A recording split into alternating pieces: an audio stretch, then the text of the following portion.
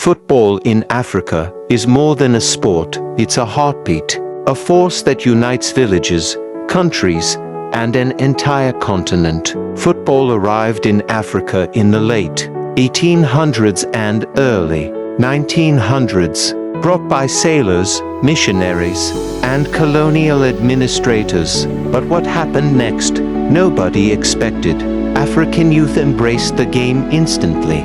Local clubs formed in cities like Cairo, Accra, Lagos, and Johannesburg. Football became a way to express identity and sometimes resistance. By the 1930s and 40s, African teams were forming powerful local leagues. Crowds packed into small community fields, hundreds standing on rooftops just to watch. Football wasn't just entertainment. It became the language of freedom, especially as independence movements swept the continent. In 1957, something historic happened. Sudan, Egypt, Ethiopia, and South Africa founded the Confederation of African Football, CAF. This gave Africa a platform the world could not ignore. The first ever Africa Cup of Nations AFCON took place the same year. Egypt won the trophy, but the real victory was unity. Africa finally had a voice in global football. From there, AFCON grew, and so did the pride of nations competing for continental glory.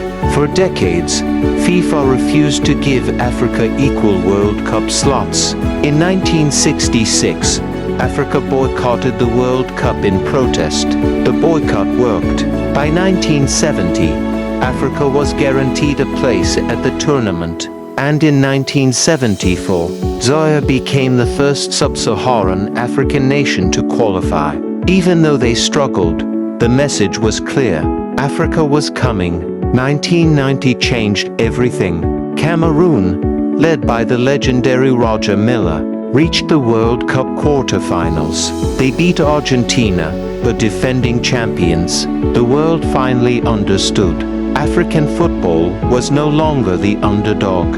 It was a force. Then came Senegal in 2002, defeating France, the world champions.